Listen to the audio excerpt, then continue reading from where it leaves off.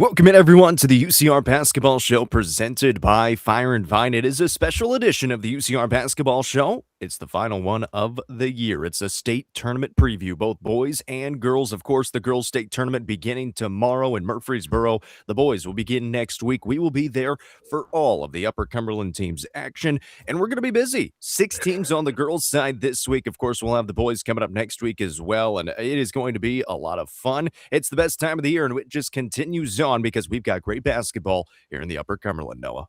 We do. It is the most wonderful time of the year. Get your rest in because it's on down. We are about to descend upon Murfreesboro. I'm going there in a couple of hours. We've got Mr. and Miss Basketball ceremonies tonight, which is a week earlier than it usually is. So it kicks off both weeks. So we'll have coverage of that. And then every single way you can cover a state tournament, we're going to do it. We have been in the lab. We're ready to go. Inside and out. We've got a lot of fun things planned, and we're going to tell these stories in a major way. Congratulations to all the teams who have made the state tournament. As you mentioned, it's a lot, double digits between the boys and the girls.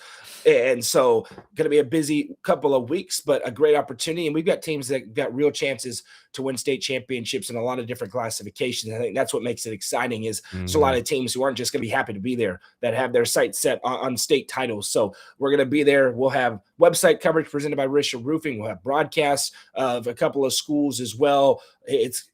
We're excited. You're excited. And we're going to break down all these brackets. We've got all the brackets ready to go. Jacob put on his graphic designer hat. He really, he had a lot to get through with these brackets. And so we're going to have a lot of fun today with a little matinee show. That's right. 12:25. Let's do it. That's right. Yeah, we did it last week for the UCR Basketball Show on Friday, and we're doing it again today on a Tuesday.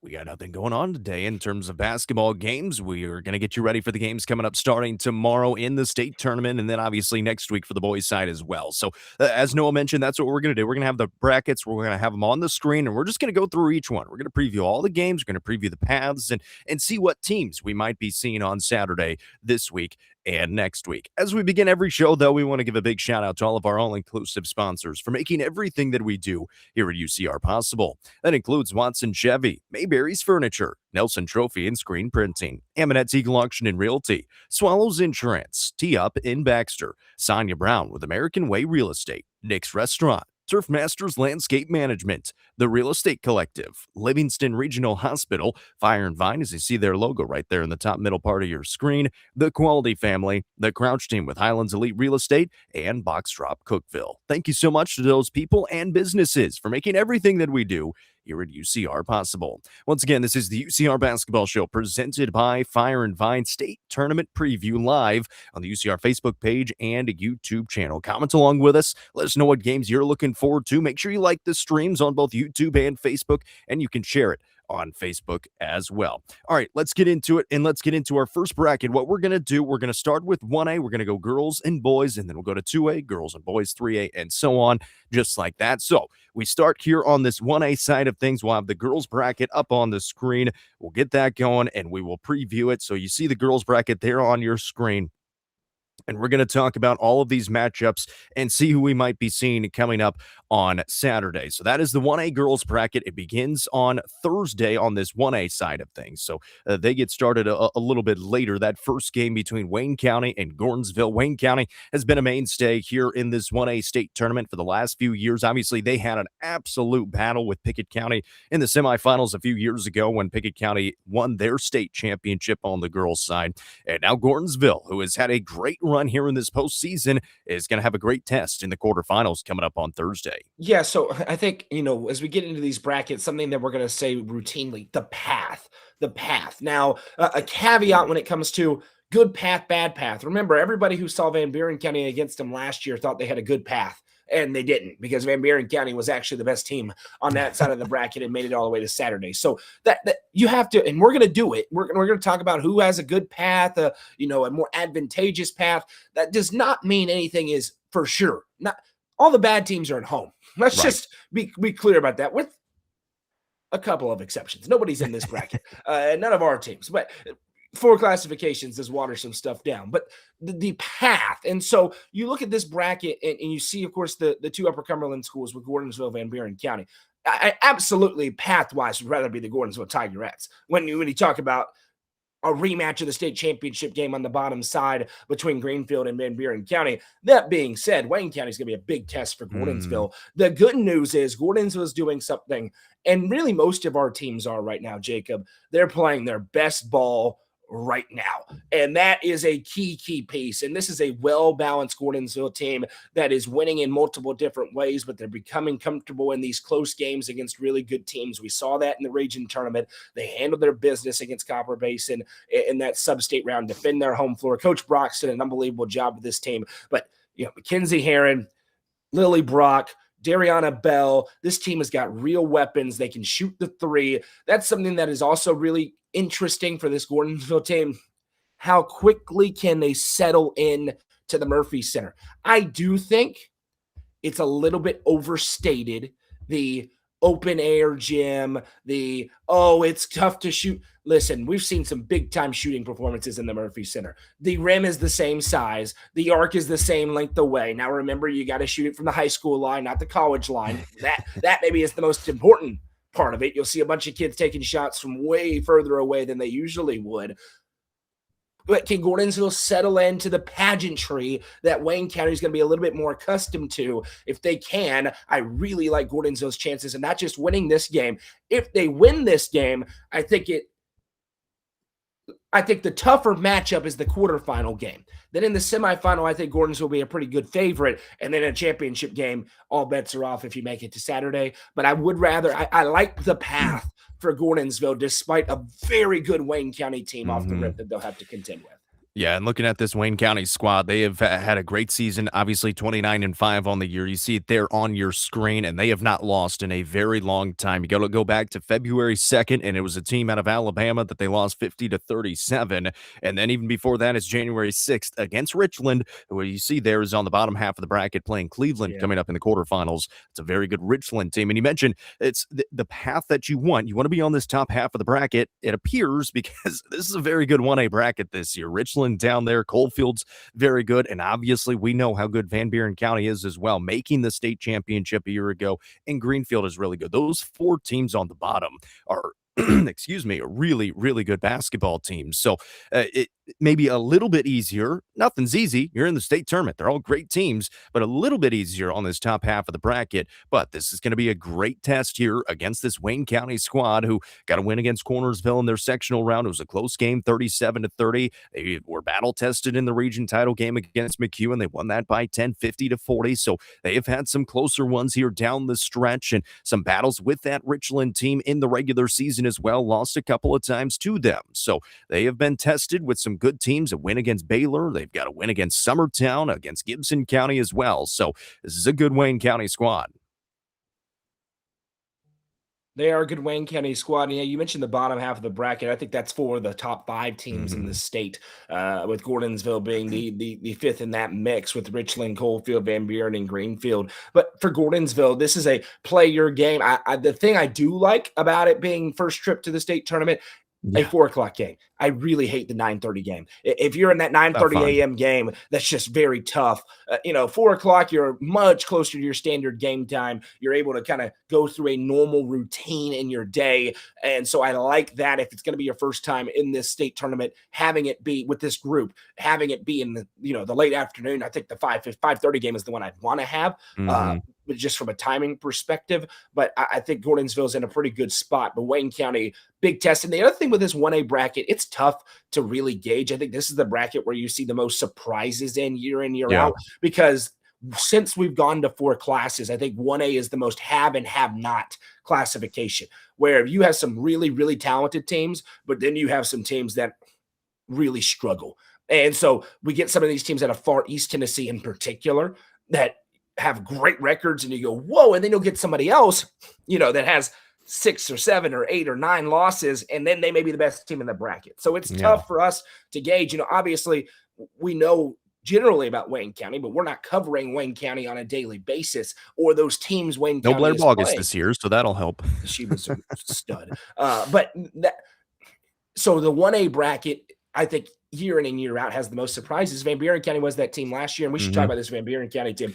By the way, there was only one that surprised me that it wasn't. You just knew it was going to be a rematch. The blind draw Yeah. magically always ends up with a rematch You of can't state you can't see championship us, but game. we're doing quotation marks on blind draw. Yeah, it always ends up being a surprise rematch. And so Greenfield, Van Buren County to me is one of the games of the tournament. Now, the issue is even if Van Buren County wins this game, which they very well could, Richland is a lot of people's pick to be the best team in the bracket. So this bottom half of the bracket is ferocious and a big time test against a Miss Basketball finalist. Now, if you're Abigail Netherton, you should probably have a chip on your shoulder because you're Yeah. thinking I should be a Miss Basketball finalist, which she definitely should. And so an opportunity to go prove some things, I think, if you're Abigail Netherton, Kara Mills, and how about the job Tyler Sapp has done? I just, and we've got to talk about them more this year. They put together another sensational season. I just think he's a great coach. They play their tails off for him. They relate to him. I just think I couldn't be higher on a coach than I am on Tyler Sapp. And that to me is a reflection, not just by the way of him, but of this entire Upper Cumberland. We have got such good coaching in the Upper Cumberland, and Tyler Sapp right there among them. And 8:45, so you have the late game on Thursday. You're the last quarterfinal game, and it is one of the best quarterfinal games across all classifications. This is going to be a ferocious fight between Van Buren County and Greenfield. Van Buren County 28-4 on the season. Haven't lost since that overtime loss to White County 67-62 back on February the 10th. And that was their first loss since January 2nd to White County 85-48. And so they have played some really good basketball ever since that point. Have only lost a handful of games. One of those losses to Coalfield, who they could see in a semifinal matchup if they get past this quarterfinal And round. the other loss was Upperman. And the other loss was Upperman to open up the season in a 13-point game. Wasn't a blowout loss in that game either. So, and they've stomped people. Yeah, I mean, and they've played a good schedule this year. Mentioned that Coalfield game. They turned around second time around and were able to beat Coalfield and beat them handily. 83-50 at home.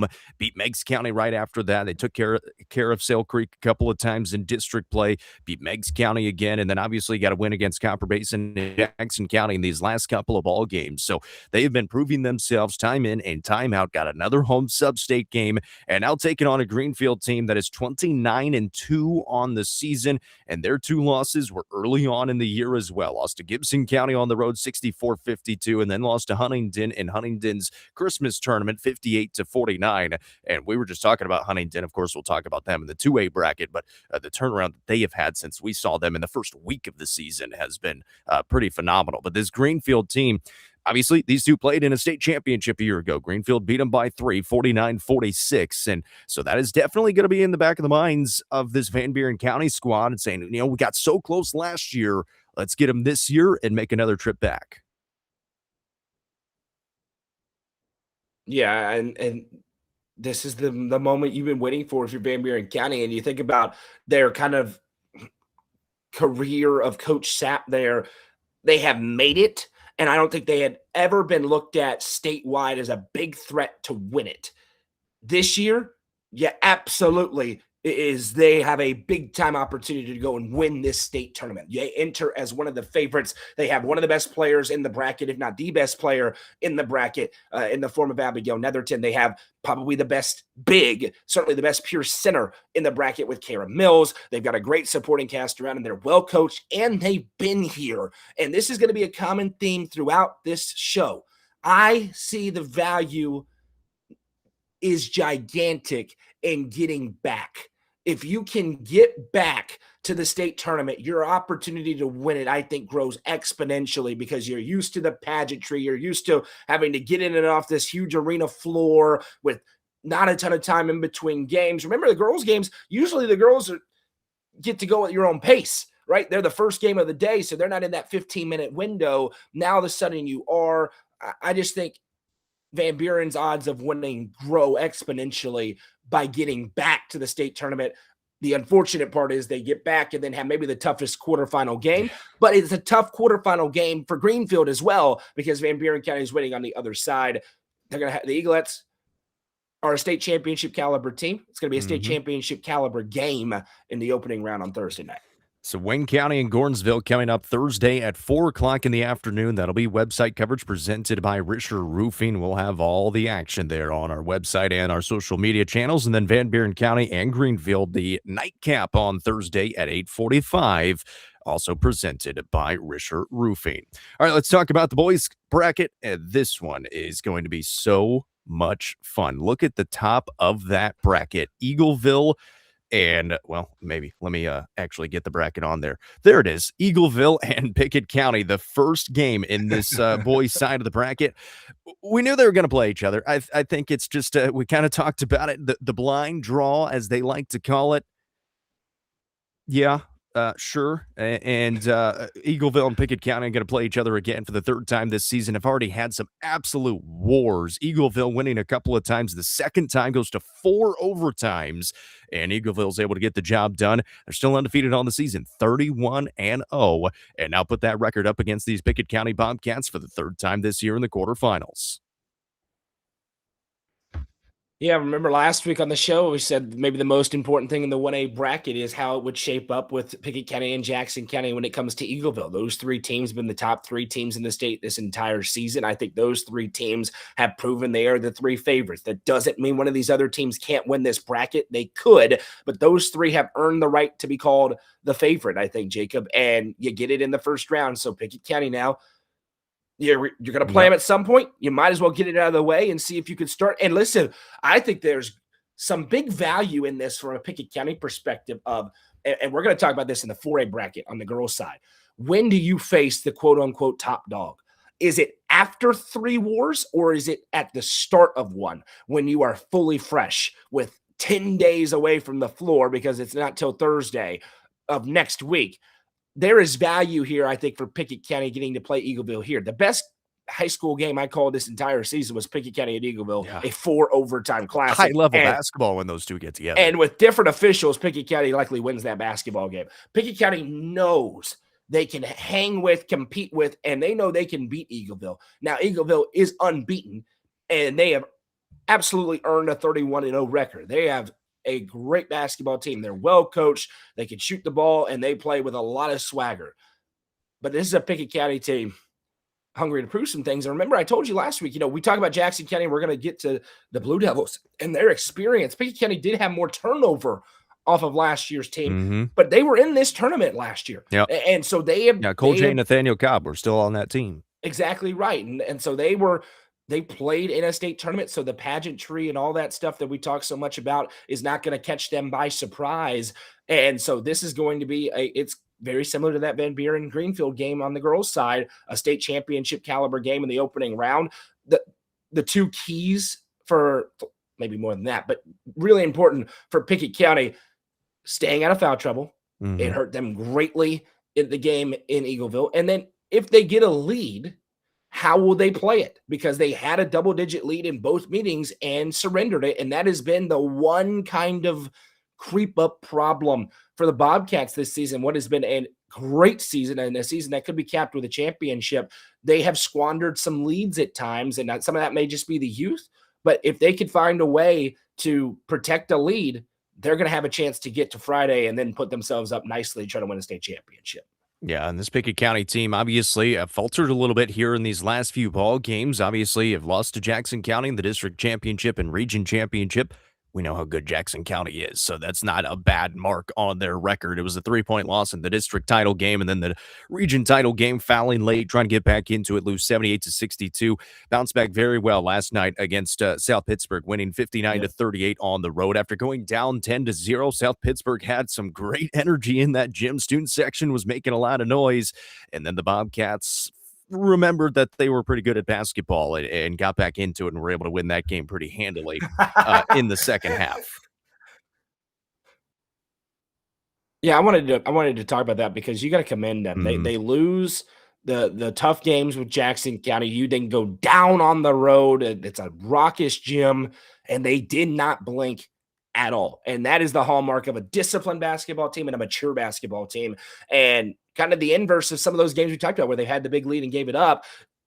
early in the game, you got plenty of time. They did not blink, and then they went and rolled and handled their business against, a team that South Pittsburgh had a good season, but a team that Pickett County should have gone and handled their business against. They did. That's a mature basketball team. We're excited. Obviously, we'll have audio coverage of the Bobcats in Murfreesboro next week on our Facebook page and YouTube channel, so we're looking forward to that. But kind of the main event of the bracket. Really, it was the question was, who was it going to be against Eagleville earlier than a state championship game? And it's Pickett County, so the Bobcats will see if they can take down the undefeated number 1 ranked team in the state. And if you look at this Eagleville team, if you pull up their record, on Coach T, they got 30-0. Here on TWSAA, they got 31-0. So obviously a little bit different there, but it doesn't matter because you look through every single game. They have had 2 close games this year, and it's been Pickett County. Every other one has been a blowout win. They have not played close games. They beat Pickett County 61-54 on December 12th in Birdstown, and then beat them in 4 overtimes at home. That second time around, 85-81. No other game has been close. And not even remotely close in any of their games outside of those 2 against Pickett County. So this has kind of been, we'll see if it's their kryptonite, if we want to call it that. Obviously, they've beaten them a couple of times already. It's really hard to beat a team 3 times, and especially with the stakes of what they are here in the quarterfinals, where you win and you're going to have a chance to get into a championship game. You lose and you see your season come to a close. And an Eagleville team that expected to be here last year as well, they fall short by a game or so and not able to make it to the state tournament. Now they're here in it this year and expecting to win it.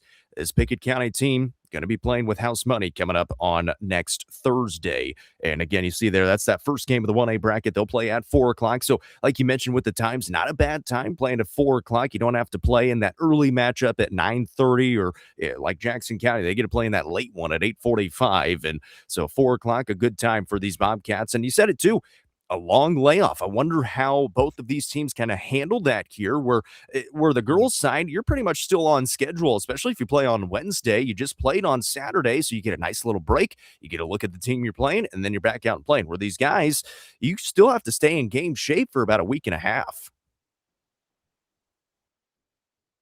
Yeah, it's tough, and especially if you're in the 9:30 game the first morning. I mean, it's just jarring. I think you go 10 days without playing, 11 days without playing, then you're back out there. One other thing about this part of the bracket, we mentioned the 3 of Pickett County, Eagleville, and Jackson County. Well, the other team we keep mentioning throughout the season is that Humboldt squad. And so they sit there also on the top side. And we talk about the paths. I would definitely rather have Jackson County's path than Pickett County's path. And we'll see what happens in Humboldt's first round game. But if they win, they're going to be a formidable foe. And you're talking about a 24-hour turnaround to then having to play another really good team in the semifinals. Welcome to the state tournament. No one's going to, complain about it, but that is not an easy path by any stretch of the imagination for the Bobcats. The good news is when they play their best, they may be I think they have been the best 1A team in the state when they're at their best this season. The question is, can they consistently do that for 3 consecutive games? So Pickett County and Eagleville coming up at 4 o'clock on Thursday next week. That is March 19th coming up next week. We will have broadcast coverage of that basketball game. The 8:45 contest will feature those Jackson County Blue Devils and Hampton. The nightcap coming up on Thursday. And we talked about the paths. You absolutely want to be on this bottom half of the bracket. Not saying it's easy, but easier than that top half of the bracket. And these Jackson County Blue Devils, man, have they been playing some good basketball. 29-5 on the year. Have not lost since they lost to Pickett County in that second district matchup in the regular season, 68-60. Obviously took care of the Bobcats in the district championship and the region championship, and then able to beat Van Buren County in the sectional round 56-41 last night, and now face a Hampton squad who, you look at the record, they're 25-9. They have not played the toughest schedule in the world here in this 1A classification. Have played a lot of out-of-state competition earlier in the season, so they've been tested in that aspect. But here down the stretch, they lost their district championship game, and so they had to beat, and since then they've won 4 games in a row. They won their region title, able to get the get-back game there, and then beat Oneida in the sectional round 54-49. So going to be a formidable test here for these Jackson County Blue Devils. Yeah, I would be surprised if Jackson County's not playing for a state championship on Saturday. When you look at the path, I think this is clearly the best team in this part of the bracket, and similar to what we talked about with the Gordonsville girls, no doubt about it for me, Jackson County's playing their best basketball right now, and you've seen that experience, a team that made the Final Four in Class 2A a year ago, now in Class 1A. They get a more advantageous path. And as you said, it's not going to be easy, but I see them as a pretty heavy favorite in their first round game. And then against whoever they play in their second round contest as well. I think the path is clear to Jackson County to be playing for a gold ball on Saturday at 6:30. What we hope is that it's against the Pekin County Bobcats, because Upper Cumberland versus Upper Cumberland, a state championship game, that would be awesome. But I just think they're playing so well. Will McCrary is a monster, and man, they just are really talented around him. But they've hit big shots after big shots after big shots, and they just find ways to win games. They can be a big matchup mismatch for people. I just think that they have a great opportunity to make it to Saturday when you consider the path and everything that's kind of going their way right now. But Parker Patterson, he has been out of this world, dropped over 30, which he can do. He doesn't always have to, but he absolutely can. Aiden Netherton's been really good. Isaiah Thomas has given them key minutes, and he just plays his role very well. Got to be impressed with what's happened in Gainesboro, and they've got to feel like this is their year. I mean, we said that before the season started, and then they get this bracket. I mean, it's definitely their year to get to Saturday, and we'll see what happens if they can get there. Spencer put a comment on here saying Jackson County struggled with Van Buren, a sub 500 team last night. Well, depends on how you define struggle. They won by 15. It was 56-41, and Van Buren County's got Callan Sullivan, who is a very good basketball player. I think I'll take a struggle win by 15 points over a good Van Buren County squad. Yeah, and it was fairly tight, and Van Buren, battled hard in that game. But the other thing people got to realize is, with exceptions, and there absolutely are, the general rule of thumb is the later in the year you get, the tighter the games are going to get. So, and the overall records start to mean less and less because you've had to run a path to get into that round. And so, a 15-point win, a 16, 17, 18-point win in a sub-state round, that's lopsided. Yeah. That is a lopsided, convincing victory. So Van Buren County, I thought, gave a good account for themselves to Spencer's point. But Jackson County comes out of that game still looking pretty good for my money. All right, so that is the 1A girls and boys bracket. Let's look at now this 2A girls bracket, and it looks exactly the same as it has for the last about 17 years with these 8 teams that are in here: Loretto, McMinn Central, Westview, York Institute, Huntingdon, Smith County, Gibson County, and Gatlinburg Pittman. And obviously, we'll have a couple of matchups. Both of these will have coverage of that Jackson County game we just talked about. We'll have website coverage presented by Risher Roofing. These two matchups here on this 2A girls bracket will be presented by Risher Roofing as well. York Institute taking on Westview. Of course, they're playing again in the quarterfinals, and then you'll have Smith County and Huntingdon right after that coming up in the 2A girls bracket. So those are the two matchups and two really fun matchups here in this 2A girls bracket. Yeah, well, and first of all, you're right that there's a lot of the mainstays. But Smith County, congrats to Coach Farrell for now being involved in that conversation, because they make it back for the second time, and that was a big goal for them to get back, and now they want to make some noise here. So a big congratulations to them. Westview York, listen, these rematches, man, it's either they play for a championship or they're playing in the first round. No in between. It's every other year. So last year eventually, it's. Let's just call a spade a spade. It's kind of been the inverse of Smith County York, in that a team that York continues to play very tight with, but has not been able to beat. And is this finally the year they can beat it? They're going to have to figure out that zone. And that's just, it has hurt York at times. And there have been kind of 5-minute sequences in these games with Westview where they go on a long run and York tries to reel them back in and they just run out of time. And so they're going to have to prevent that run from happening. York is playing great basketball. Now, listen, I told you, everyone, you can blow me off if you want to. I told you that was the most in danger that these teams have been in this round of the sub-state, and York absolutely had to earn it on Saturday night, but they did, and that is a big deal. And I think of York similar to how I think about this White County team that we're about to talk about. In a close game, I'm taking them, right? They just feel like they're going to find a way to win that game. That doesn't mean they do it 100% of the time, but they're experienced, they're well-coached, and they don't blink in these close games. They just feel like they're going to go on a little 5-0 run that's going to be enough to push them to the victory. If York can keep it to that, can they avoid the double-digit deficit that seems to always pop up when they play Westview? Westview is going to come in and shoot the daylights out of the basketball. They're going to get hot from long range. Can York turn it into a kind of football game. If they can, York's going to finally get over the hump. And it feels like, Jacob, if they can get over the hump of Westview, when I look at the bottom half of the bracket, I see Huntington down there, I see Smith County down there, I see Gibson County down there, and GP. I want to be on the top half of the bracket. I don't want to play 100%. Westview first, but if I can beat Westview, I'm going to play for a state championship on Saturday and try to finally get that gold ball for Michael Green and his team. They've met 3 times in the state tournament in 2022, 2023, and then last season as well. 47-37 in 2022. Westview won in that championship game. 44-42 in 2023. And then last year in the championship game, again, 44-38. Westview beats York Institute. Can this year finally be the year, like Noah said, to get over that hump? And if you win this one, you feel really, really confident in that semifinal round. You'd face a Loretto or a McMinn Central, 2 very storied programs, but not the same type of teams that they have been in the last few years. This York Institute team has been playing great basketball all season long, and maybe even flying under the radar a little bit just because we've had so much good basketball here in the Upper Cumberland, but they just continue to go out there and win basketball games. I mean, we talked about the stretch that they had late in the season. They played Smith County, Pickett County, Cookeville, Stone Memorial, and White County. They went 2-3 in those games, and then since then have not lost, beating Smith County in the district championship game, beating Smith County in the region championship game, and then beating East Nashville in the sectional round their last time out on Saturday. This York Institute team playing their best basketball right now. They're playing really well, and this year is interesting because I think you may get this from outside of the area. They don't have Reese Beatty, and listen, they would love to have Reese Beatty, but they do have a little more unknown to an opponent in that anybody can beat you and anybody can kind of have the ball in their hands.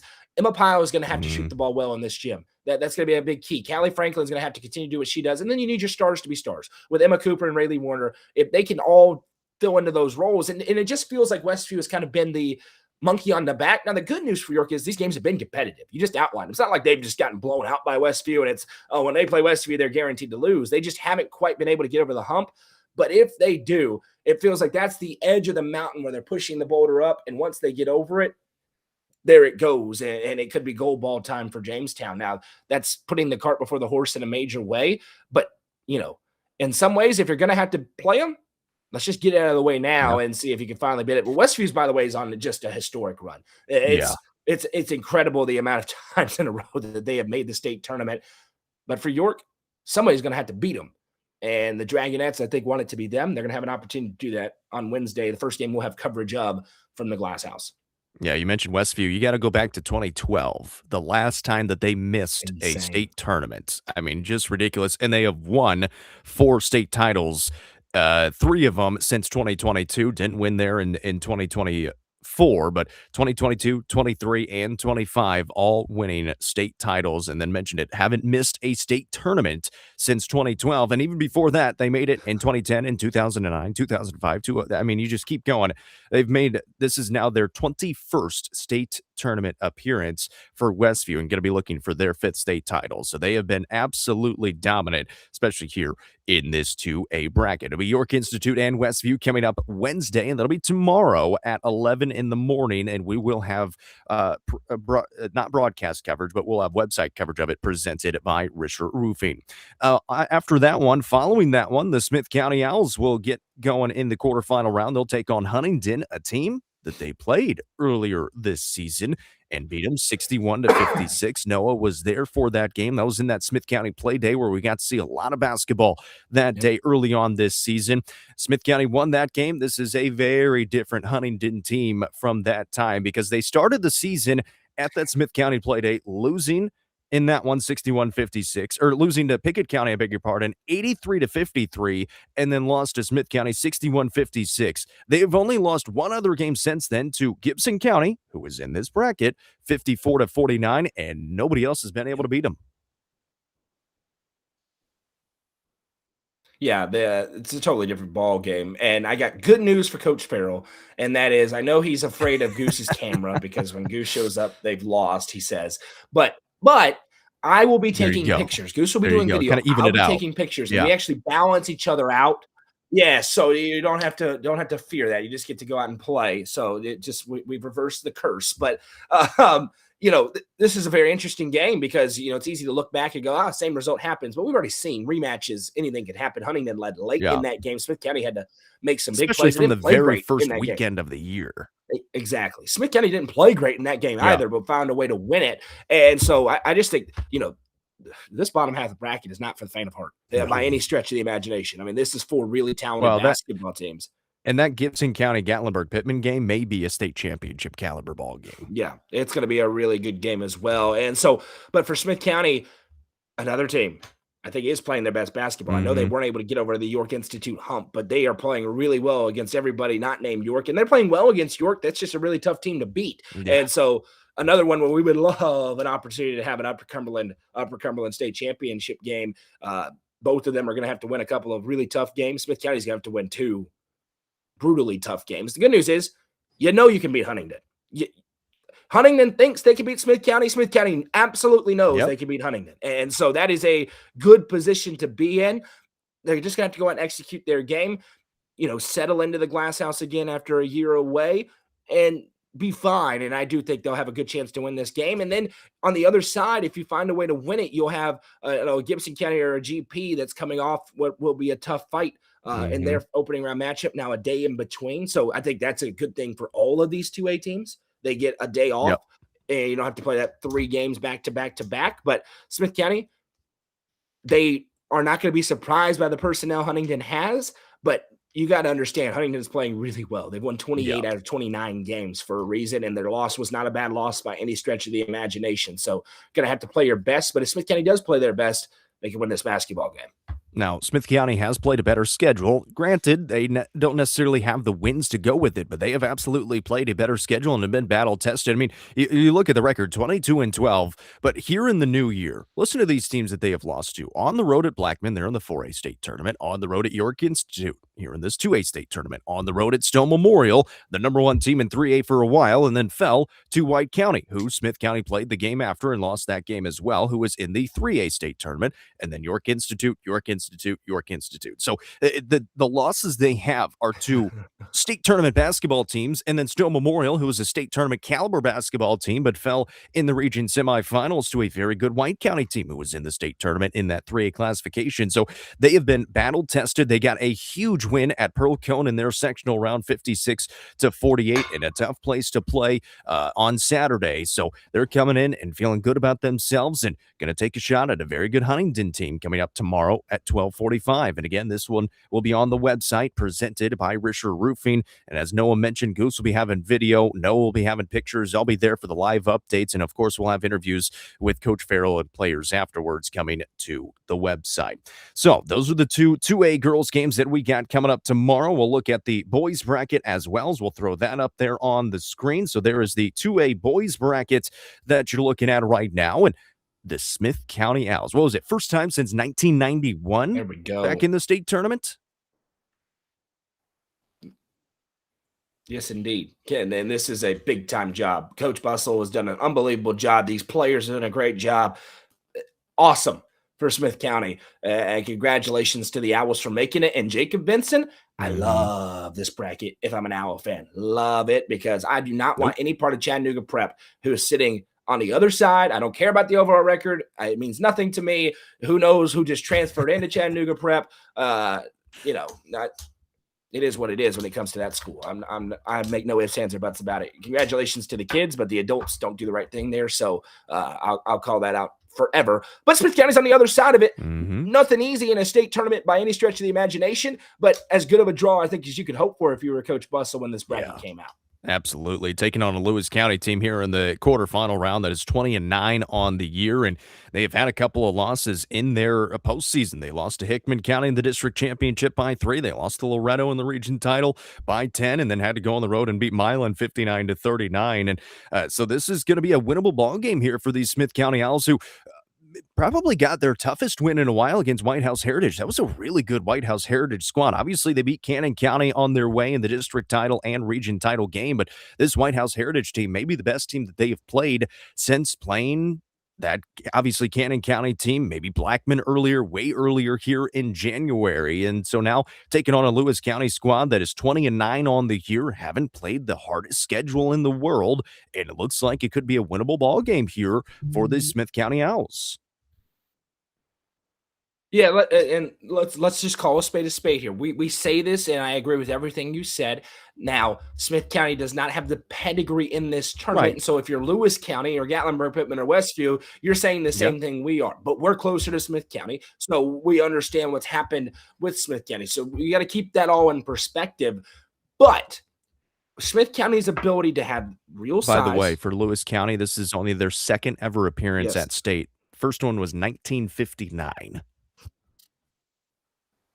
Well, and so so this is a fun game because I expect it to be a really rowdy one. Whenever that happens, or it's two programs that haven't been a long time, should be a great crowd. And I think the Murphy Center is exponentially better of a venue when the crowd is in it and rocking than it is on these, kind of early morning games where there's 12 people in there and everybody's half asleep. But, this is going to be a really fun game, I think, between two teams that both can reasonably look and say, we're going to have a chance to play in a state semifinal, and then you're one step away from a championship. So, for Smith County, the thing I think I've been most impressed with for them is for a team that has not been to these kind of benchmark spots in a while, they have not played like that sort of basketball team. Yeah. They have played with a maturity. They have taken care of their business. That game against Cannon County where they really, throttled them. And they was an emphatic victory. Well, and they were even down yesterday against White House Heritage in the second half too. And finding a way to, whether you're on your home floor, that obviously helped yesterday, but being in a neutral floor and continue to stay in the game and handle your business, I think has been very, very impressive by this team. They're well coached, and they absolutely have a chance to make it in the state semifinal. And if you do that, all bets are off. Smith County High School, the only team in the Upper Cumberland that has both boys and girls teams in the state tournament. How about that? Pretty cool for those Smith County Owls. And for both of those coaches and programs. All right, I see Coach Dodgen watching, so let's go ahead and talk about. He's watching from a bus or a van and or something. Talk about this 3A girls bracket. That means the rest of the team could be watching as well. And to be completely honest, Coach, you may want to turn this off. I'll just put that out there right now. I think rat poison incoming. Noah and rat poison is incoming. You see the bracket on the screen. Noah and I feel very confident that these White County Warriorettes are going to be playing on March 14th at 1:30 p.m. Yeah, right now, if you're a White County Warriorette, turn this off. Mute it, turn it off. All right, I'm gonna give 5 seconds here to mute the microphone. You don't want to hear, okay? All right. If you made me say the safest team that's going to be playing for a state championship on Saturday, it's the White County Warriorettes. This path is fantastic for Coach Dodgen's team. Now, Cott County is a good basketball team. Let me make no qualms about it. If Sparta does not play well on Friday, Cott County or a Liberty Creek even can beat them. So I want to be crystal clear about that. That being said, Covington's upset of South Gibson County will defy logic from here till eternity. Yep. That being said, I would have taken White County over South Gibson, just to be clear, and not really given it a second thought. That being said, I've had a chance to watch Covington because we're going to be doing this game. White County's got to play really bad to not win this basketball game. They are clearly the better team. And just calling a spade, okay? Now, I would like to send a hearty thank you to Gracie Clark for making us look very smart, because we talked about how we gave her a Miss Basketball vote, and if it was a postseason included award, she'd be on the stage tonight, because she has been unbelievable in this postseason. And another team, Jacob, that is absolutely playing their best basketball right now. White County throttled Heritage. And we've talked about this with this White County team. When they have an advantage, they bury you. They don't play with their food. They don't have these games where we go, how was that close? Now, listen. That was a really impressive win, by the way. 100%. Now, in a championship game, whether it's Daniel Boone, Dyersburg, or Alcoa, it will be one of those three. Take that to the bank. Whether it's any of those three, then you're going to have these, a tight fight. And we have seen Sparta in tight games have success. We've seen them lose a couple. So I'm not just crowning it with the gold ball. But the Covington game's a game where they have an advantage. And I expect them to come in hungry to prove a point because they made a return trip. This is a senior group that has been prolific. But the one thing that has eluded them is a real run through the state tournament. I am very confident, Jacob Vinson, that is about to change for Coach Dodgen's team starting tomorrow night. Again, I really hope they're not listening to this because this is rat poison to a T, but I am extremely confident in this Warriorette group heading into this state tournament. And Austin asking where Liberty Creek is. It's a new school as of a few years ago. They're in Gallatin, and so that's a pretty good basketball team. But Cotton County also a good basketball team. Probably going to see White County and Cotton County coming up in the semifinal round. Cotton County has played well this year. They played a good schedule. They've played Daniel Boone, lost to them by 12. They've played them in overtime, beat them in overtime, 62-53, a 10-point loss to Heritage. They lost by 6 to Knox Webb. They played in that Andrew Johnson Bank Ladies Classic and went 3-1 with the only loss there to that Knox Webb team. They have a win against Alcoa. I mean, they've got a really good squad this year. Beat Northview Academy, who was in the state tournament last year in that 3A classification, and beat them a few times in the region title game, and then beat Greenville in the sectional round by 22 points. So this Cotton County team will be a tough matchup. And again, we assume we're just going to chalk it up. We think White County is going to win this quarterfinal matchup easily. Nothing's easy, but, we think it's going to be easy for them. And then move on to that semifinal round. And again, do not listen to this if you're a White County player right now. No. And Austin Dyersburg, I know, played in the Frank's Christmas Shootout. And that top half of the bracket, listen, do not want to be there. That is outside of Tullahoma, and poor Dyersburg. Dyersburg had to open a tournament last year with Sparta. They were part of that brutal part of the bracket that included Southside. And Daniel Boone is legit. It will not surprise me at all if Daniel Boone is not waiting for whoever comes out of the bottom half of this bracket in the state in the state tournament, or the state championship, I should say. And Alcoa is a very good basketball team, and Alcoa can shoot it with the best of them. They are very good. The top half of the bracket is not for the faint of heart, but when the bracket came out, I think we all went, ooh, don't hate that. If you're a Warriorette. I do not hate that at all for White County. And we will have broadcast coverage of these White County Warriorettes, audio-only broadcast coverage, of course, website coverage as well, presented by Risher Roofing, but we'll have broadcast coverage coming up whenever they get going here in this 3A state tournament starting on Wednesday. We'll be there for it. It's the late game, 8:45, and I saw Coach Dodgen and Principal Wilson are paying for all the tickets for the students, so if you're a student in White County, make sure you're at the game coming up tomorrow night at 8:45. We'll be there for broadcast coverage, and you can tune into it as well. It's going to be a lot of fun. They win that one, and they would play on Friday, so they would get that day off on Thursday as well, and then play at 2:15 on Friday, and then we'll see if they're there in that state championship game coming up on Saturday. All right, let's talk about this. And by the way, we hang on real quick. We are looking for a presenting sponsor of the audio broadcast for White County. So if you want to be logo on the screen during the audio broadcast and us shouting you out, advertisements during the show or during the broadcast, send a message to our Facebook page for what we hope to be 3 games for the Warriorettes. Send a message there. We also got some spots for some live reads, both on this broadcast and Cookville, which we're about to talk about here in a couple of minutes. So if you want to be the presenting sponsor of the White County broadcast, you see what the presenting sponsors get. It's rare when they come open. We have it in a big spot for the Warriorettes. So send a message to our Facebook page and we'll get you hooked up with that. All right, 2 more brackets to get to. Let's talk about this 3A boys bracket, and very similarly to the White County girls, if you're an Upperman player, don't listen to us right now, but you're going back to back. It's as simple as that.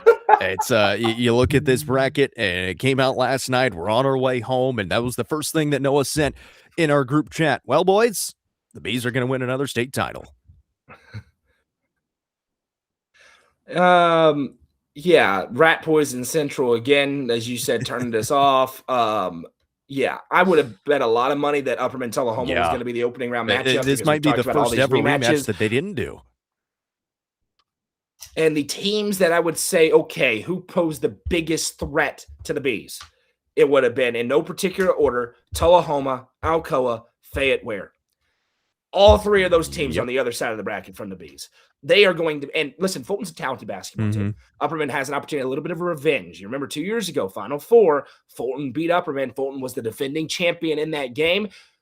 We'll see. Portland's playing good basketball. Upperman has played Portland already. Lost to him. Yeah, I will be safest boys team by a mile, Jackson County. But to be in the state championship game, Upperman's gonna have to be upset pretty heavily to not be playing for a Upperman state beat title. Portland. I don't know why I Yes, thought that yeah, lost no, them. they beat They beat them Portland. handily. Yeah, I was there for that they game. Literally they broadcast went that game. nuclear in the second Yep, half. Yeah, they sure did. You don't know. You had a whole lot happen in between those two times, so it's okay. You know, this is a team that continues to, and I said it on air yesterday, in this run, the way they've played in this 12-game winning streak is the best basketball Upperman has played. That they have been so consistent. Hadn't been close. You know, there was a brief moment yesterday where it was tied at 20, and then Red Bank, I think, wrongly took a full timeout after they hit a bucket to tie it, and Bobby McWilliams made the adjustments. And listen, Ty Cobb is Ty Cobb. He's sensational. Colton Johnson was, and I mean this in the best way, he was bullying people yesterday. Yeah. I mean, he was just tossing people around yesterday. They had nothing for him. Joseph Maynard's playing great. Torrance and Bush, and then they're getting, minutes off the bench, valuable minutes out of Finn Sism and Lofton Crouch and Carmine Phillips, who's been their sixth man. I mean, they are in control, but this coaching staff is really, really good. Bobby McWilliams is as good as it gets. Austin McWilliams, and I hate to give him credit, but Alan Asbury, and then Brian Johnson as well. Alan's going to get a kick of that one. He's about to get 5 messages. I know he's feeling nervous about this opening round game with South Gibson, but, and you respect all, fear none. Right. Upperman's a heavy favorite on the top half of this bracket. And we told you, I still get a kick out of it. People doing the whole, who's a favorite in Class 3A? Maybe this team is, it's Upperman. Okay. Yeah. Until somebody beats them, it's Upperman. And if you need an example of that, I encourage you to go back and watch the last 3 state tournament games Upperman played in last year, where they were clearly the best team in the Class 3A state tournament. And they're better this year than they were last year. And I can't believe I said that, but it's true. They're a heavy, heavy favorite entering this bracket, especially when you consider their biggest threats sit on the lower side. Taking on South Gibson here in this quarterfinal round coming up on next week, obviously. So playing next week, that'll be Wednesday, March 18th at 4 o'clock. We will have broadcast coverage of this basketball game, and then also website coverage presented by Richard Roofing. And then if they win, they would play on Friday at 12:45, so they would get that day off in between and play the winner of Portland and Fulton. They have played Portland already this year and beat them handily. That was back in that Mount Juliet Invitational, and beat them 70-54. Second half, like Noah mentioned, in that basketball game. Fulton, they're back here again. It's they just keep making their way back. It's not the same Fulton team as years past, but Fulton they could possibly face in that semifinal round as well. And then you mentioned on that other side, Alcoa and Fayette Ware is going to be a phenomenal basketball game in the quarterfinal, and we expect Tullahoma to move on into that semifinal round as well. You very well could see Upperman and Tullahoma in the championship yet again this season, and how fun would that be? It would be a very interesting game. Obviously, no Xavier Farrell for Tullahoma, no Bronston Chaffin for Upperman. I think Tullahoma may not want to see Colton Johnson in the lane. He was pretty dominant in that second matchup. But, listen, I think in all classifications, maybe because of what Bradley Central has done, they have earned the right to be a heavy favorite in Class 4A on the girls' side. I think in all classifications, both boys and girls, the biggest favorite entering the state tournament is Upperman. And again, if you're an Upperman player, ignore everything that we just said. But and that doesn't mean they're going to win it all. They can be beaten. Yeah. But I think they're the biggest favorite on the board on the boys and girls side. All right, so that is the 3A boys bracket. Let's get to our final bracket of the day as we look at this 4A girls bracket as the Cookeville Lady Cavaliers are back into the state tournament 4 times out of the last 5 years. And how about these seniors making 3 trips out of their 4 seasons? They get a big win at Green Hill the other night on Saturday, 52-43, and they will play a good Page team coming up in this state quarterfinal round. They get the early one and it is on Thursday at 9:30 in the morning. Not the fun time to play, but you got to play them at some point. So they get the early game on Thursday. Going to play a Page team that is 25-6 on the year, and I mean it's a 4A bracket. All the games are going to be tough. All the games are going to be tough. Jacob's going to do play-by-play on this one. I promise you, you'd rather have that at 9:30 I don't know. a.m. I'll take the nightcap the day before with White County. I'm more on true. You're in a different schedule, headspace now. right now. Yeah. Welcome to my world. You used to laugh at me at those 9:30 games when I was dragging. That now will be me coming see up what this it's week. Like. But it's going to be, we've been honest about the past the whole way through. I probably would rather be in Bradley Central's spot on this path if I was Cookeville. It's not the easiest. The good news for Cookeville is they know they can beat Bartlett. We know they can beat Bearden and Page. And I'm sure they're confident in that as well. Don't get me wrong. They are. I just mean in general, they haven't played them, but feel confident they can win it. That being said, I do think this 4A girls bracket is full of competitive games. Yeah. I do think Bradley Central probably is waiting on the other side on Saturday, probably with 2 lopsided victories. And so I don't love it from that Cookeville perspective. They're going to have to play 2 straight games, very tough basketball games to get there. But you're going to have to beat them at some point anyway, and Cookeville understands that. The thing I love about this Cookeville team, the experience that they have in this tournament, being able to lean into it. Their superstars are playing like superstars. Carolee Gilbert, Allie Gillis, Charlie Roby, the big 3 have been big in this postseason, and they're getting really good production beyond those 2 from their depth. It's a Cookeville team that, if they play their best, can win this tournament. Now, they're going to have to play their best for 3 straight games when we look at the path to win this tournament, but it's the last ride for these seniors. And the one thing that has eluded them, we talked about with White County, the one thing that's eluded them is a deep run.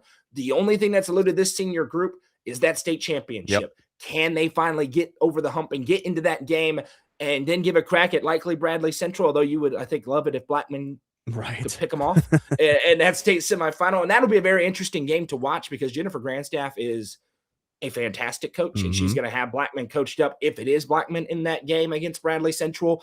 But Cookeville, at their best, I do believe can win this entire thing. I don't think that was the case a year ago because of how far and away unbelievable Bradley Central was. I think this Cookeville team is absolutely good enough. If they fire on all cylinders, they could win this bracket. I've already shown they can compete with them. Lost 69-60 in the region title game. They got down by as many as 20 points, but able to come back into it. Had some foul trouble in that basketball game as well, but they absolutely showed that they can compete with those Bradley Central Bearettes already once this season. We'll see if they can get there to that championship game. It's not going to be easy. This Page team is really, really good. 25-6 on the year. Only 1 loss in the state of Tennessee, and that was in overtime to Nolensville, 54-51 back in January on the 13th. They have not lost since then. Now, they haven't played the hardest schedule in the world since that point, but they did play a very good schedule up until January. A lot of out-of-state competition.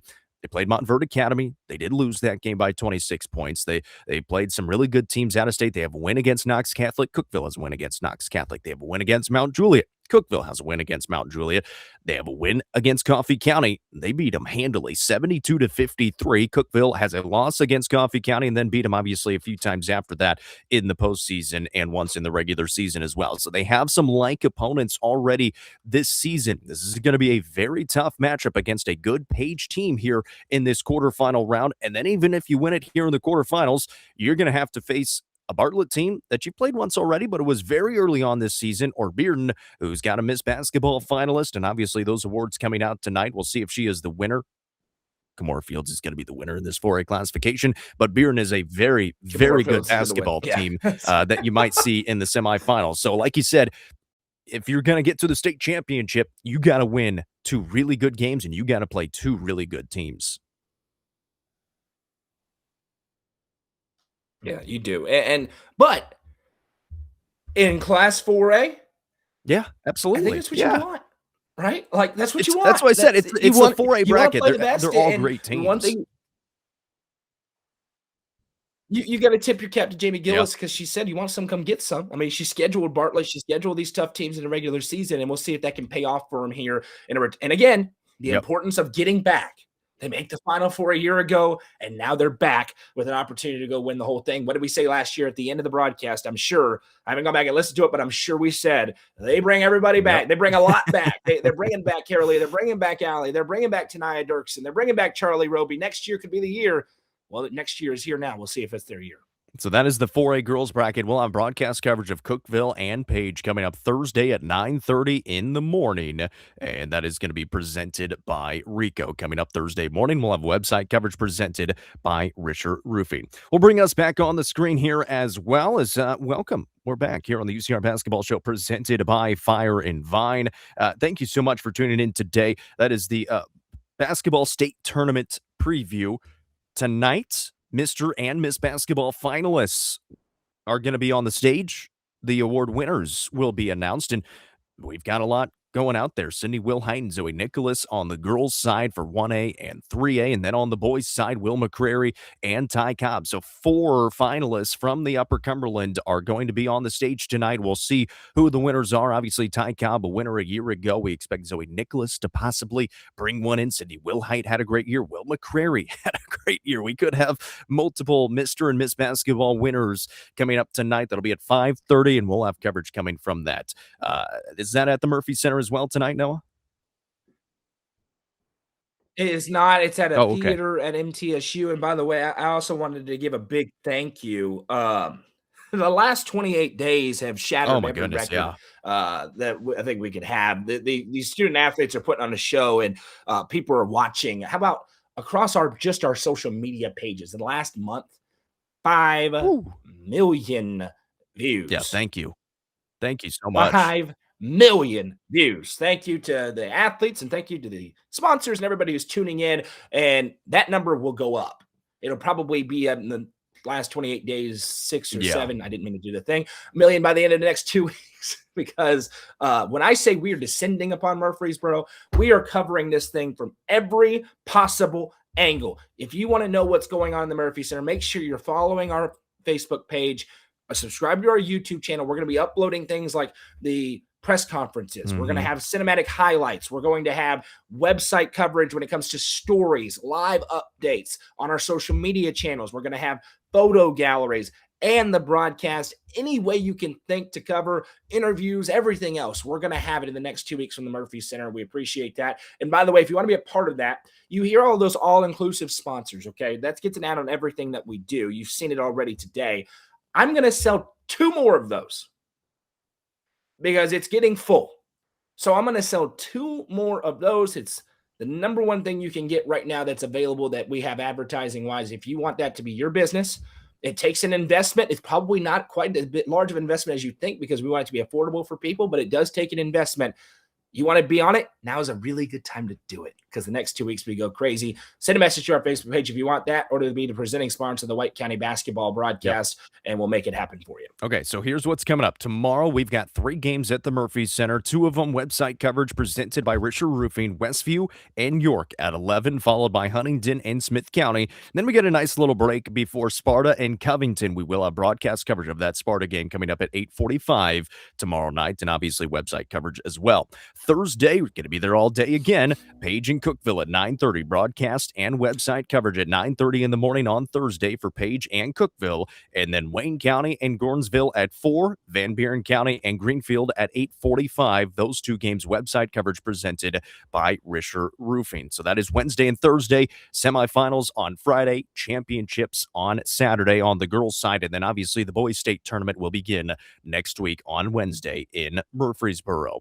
That'll do it for us today. Thank you so much for tuning in the matinee of the UCR Basketball Show presented by Fire and Vine Special Edition State Tournament Preview. It is here, and we are more than excited to be there starting tomorrow in the Glass House. Make sure you follow all of our pages on Facebook, Instagram. I get to go home. That's right. You get to go home. Yeah. Your hometown. Your home. I get to go home. I'm excited. That's right.